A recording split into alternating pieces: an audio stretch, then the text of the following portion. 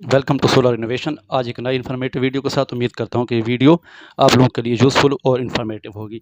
आज का मेरा टॉपिक है current measuring circuit in solar inverter. Solar inverter में जो करंट मेजर करते हैं और डिस्प्ले पे हमें नज़र आ रहा है वो कौन सा सर्किट है, किस तरह मेजर कर रहा है, उसमें कौन से कंपोनेंट इस्तेमाल हो रहे हैं, तो आज उस पर हम डिस्कस करेंगे। सबसे पहले मैं बताता जाऊँ कि करंट मेजर करने के दो तरीके हैं, क्योंकि हमारे पास दो किस्म का करंट है, डीसी करंट और एसी करंट। डीसी करंट को किस मेथड से मेजर करते हैं और एसी करंट को किस मेथड से मेजर करते हैं, पहले ये समझेंगे। उसके बाद हम देखेंगे कि सोलर इन्वर्टर में कौन सा सर्किट इस्तेमाल करते हुए हम करंट की प्रोडक्शन को डिस्प्ले पे देख सकते हैं, या जो करंट पैदा हो रहा है तो उसको हम कैसे डिस्प्ले पे देख सकते हैं, कौन सा सर्किट है और किस तरह वो हमें रीड करवा रहा है कि कितना करंट हमें इनपुट पे मिल रहा है या आउटपुट पे मिल रहा है। तो सबसे पहले मैं बता दूं कि अगर किसी भी एसी सर्किट का करंट मालूम करना हो तो हम एम्पेयर मीटर का इस्तेमाल करते हैं। बेसिकली एम्पेयर मीटर किस प्रिंसिपल पे काम करता है, हमारे पास एक क्लैम्प मीटर होता है, जिस क्लैम्प मीटर जैसे कि मैंने यहाँ पे एक शो किया हुआ है कि ये हमारे पास एक कंडक्टर है और ये मेरे पास क्लैम्प मीटर का वो जॉ है जो हम ऊपर उसमें इंसर्ट करते हैं किसी भी एक कंडक्टर पे। ठीक है, तो इसको मैं मतलब इसको सिटी भी कहते हैं, करंट ट्रांसफार्मर के तौर पे जो इस्तेमाल होता है।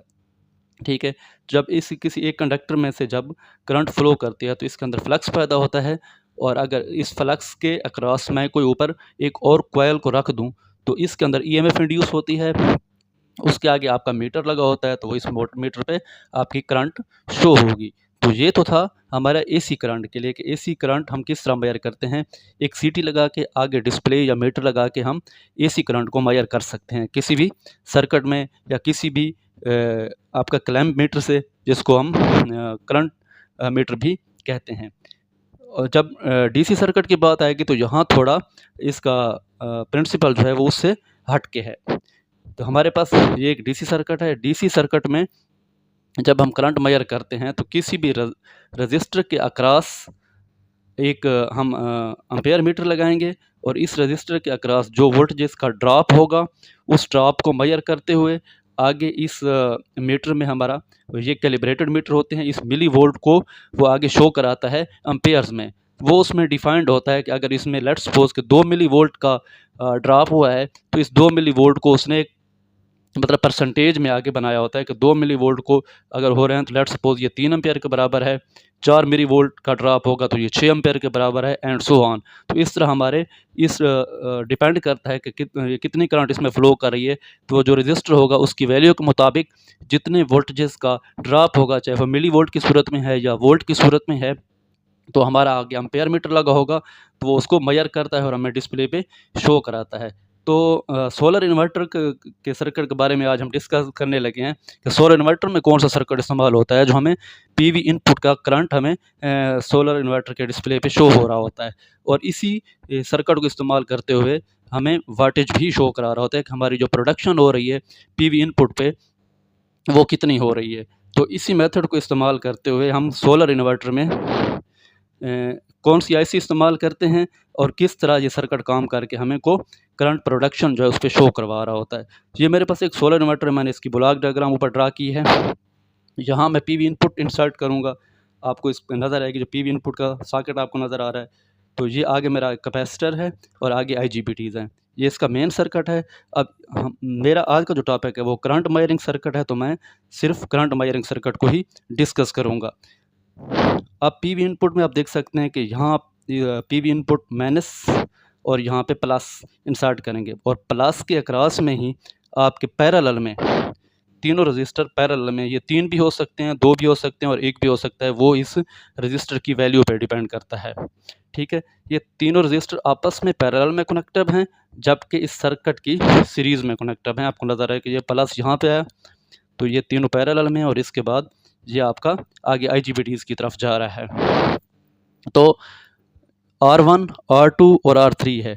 इसके अंदर जब करंट ट्रैवल करेगा तो इसके अंदर वोल्टेज का ड्रॉप होगा, हर रजिस्टर की वैल्यू के अक्रॉस वोल्टेज का ड्रॉप होगा, और ये जो ड्रॉप होगा वो मिली वोल्ट की सूरत में होगा, और वो ड्रॉप आगे हम इसको LM358 IC इस्तेमाल करेंगे तो इन मिली वोल्ट को वो एम्पलीफाई करेगा। एम्पलीफाई करके आपका जो कंट्रोलर है, जो किसी भी इन्वर्टर में जो कंट्रोलर हम इस्तेमाल करते हैं उसकी पिन नंबर 3 पे जाएगा, और इस कंट्रोलर के अंदर डिफाइंड होता है कि अगर पिन नंबर 3 पे जो भी सिग्नल है तो उसके मुताबिक क्या शो करवाना है, एम्पेयर शो करवाने हैं। और इसी एम्पेयर की रेशो को देखते हुए फिर हमें वाटेज भी इसी की मदद से शो हो रहे होते हैं, ठीक है। तो वो कंट्रोलर इससे जो हमारी आउटपुट जाएगी उसकी पिन नंबर 3 पे, उसके अकॉर्डिंगली वो डिस्प्ले पे हमें शो कराएगा। और ये चीज़ उसके अंदर उसके प्रोग्राम में ऑलरेडी फीड होती है कि अगर पिन नंबर 3 पे इतने मिली वोल्ट का सिग्नल है तो उसको क्या शो कराना है, कितने एम्पेयर शो कराने हैं।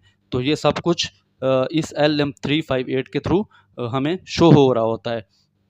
तो बाज़ औक़ात अक्सर हम ये देखते हैं कि वाटेज हमें जो है ना वो सही नहीं मिल रहे होते। उसका असल जो प्रॉब्लम है वो इसी रेजिस्टेंस की वजह से होता है। अगर आपने रेजिस्टेंस सही वैल्यू की नहीं लगाई तो इससे भी हो सकता है जितनी रेजिस्टेंस आप पैरेलल में बढ़ाते जाएंगे तो टोटल रेजिस्टेंस जो होगी वो कम होती जाएगी। जैसा कि फार्मूला है कि सीरीज़ में रेजिस्टेंस बढ़ाते जाएं तो टोटल रेजिस्टेंस इंक्रीज़ होती है, और अगर पैरेलल में रेजिस्टेंस बढ़ाते जाएंगे तो टोटल रेजिस्टेंस डिक्रीज़ होगी। अगर रेजिस्टेंस बढ़ाएंगे तो हमें वाटेज ज़्यादा शो होंगे क्योंकि उसमें ड्रॉप ज़्यादा होगा, और रेजिस्टेंस कम करेंगे तो उसमें हमें वाट कम शो होंगे। तो उसके मुताबिक रेजिस्टेंस को उस इन्वर्टर के मुताबिक इसमें लगाया जाता है। ये वैसे हमारा बेसिक इसका सर्किट था कि हमारे रजिस्टर इनके अक्रॉस जब हम आगे हमारा लोड पुट होगा, जितना लोड पड़ेगा इसके अंदर एम्पेयर यहाँ से क्रॉस होंगे, और जितने एम्पेयर क्रॉस होंगे तो हर रजिस्टर्स के अक्रॉस वोल्टेज का ड्रॉप होगा। वो वोल्टेज का ड्रॉप जो है हम वो क्योंकि मिली वोल्ट की सूरत में होगा, जो वीक सिग्नल होगा वो हमारे इस LM358 पे आएगा। LM358 एक हमारी IC है जो इस वीक सिग्नल को एम्पलीफाई भी करेगी, और ये खुद 5 वोल्ट VCC पे ऑपरेट होगी। मतलब इसको ऑपरेटिंग के लिए 5 वोल्ट DC चाहिए, इस पे ऑपरेट होगी। और इसकी आउटपुट पे एक 1K का रजिस्टर है। इस 1K के रजिस्टर से होते हमारा जो कंट्रोलर जो ऊपर IC लगा होगा, माइक्रो कंट्रोलर जो माइक्रो कंट्रोलर होगा हमारे जो सोलर इन्वर्टर को ड्राइव कर रहा होगा, तो उसकी पिन नंबर 3 पे जाएगा, और पिन नंबर 3 के अग्रास हमें उसके डिस्प्ले पे शो होगा कि हमारे कितने एम्पेयर इनपुट पे प्रोड्यूस हो रहे हैं। तो इसी तरह इसमें ये 1K की रेजिस्टेंस है, जो इसकी फीडबैक के लिए इस्तेमाल हो रही है वो 10K की रेजिस्टेंस है। और इसके ये प्लस साइड पे हमें एक मिल रही है 1K की रेजिस्टेंस, और नीचे वाली जो है 27K की रेजिस्टेंस इस्तेमाल करते हो। ये इसका ग्राउंड पॉइंट है। इस IC के आप ये वाली साइड भी यूज़ कर सकते हैं और ये वाली साइड भी यूज़ कर सकते हैं, वो आपके ऊपर डिपेंड करता है। तो ये तो था हमारा बेसिक सर्किट कि हम किसी भी सोलर इन्वर्टर में जो हमें करंट शो हो रहा होता है, प्रोडक्शन उसकी शो हो रही होती है, तो वो कौन सा सर्किट इस्तेमाल करके हमें शो कराया जा रहा होता है। तो ये तो था हमारा एक बेसिक सर्किट कि करंट मेजरिंग किस तरह होती है और हमें किस तरह डिस्प्ले पे शो होती है। तो इंशाल्लाह नेक्स्ट वीडियो में देखेंगे कि टेम्परेचर किस तरह सेंस करता है कोई भी इन्वर्टर, और किस तरह मतलब अगर उसकी लिमिट से ज़्यादा टेम्परेचर हो जाता है या हीटअप हो जाए तो किस तरह उसको ट्रिप करा देता है। तो इंशाल्लाह नेक्स्ट वीडियो में हम टेम्परेचर को डिस्कस करेंगे कि किस तरह टेम्परेचर को मेजर करते हैं, और हमें हमारा इन्वर्टर सेफ्टी अगर उसका टेम्परेचर अपने लिमिट से इंक्रीज़ होता है तो किस तरह वो सेफली बंद हो जाता है। तो ये थी करंट मेजरिंग। उम्मीद करता हूँ कि आप लोगों को समझ आई होगी। तो देखते रहिए हमारा यूट्यूब चैनल। अल्लाह हाफ़िज़।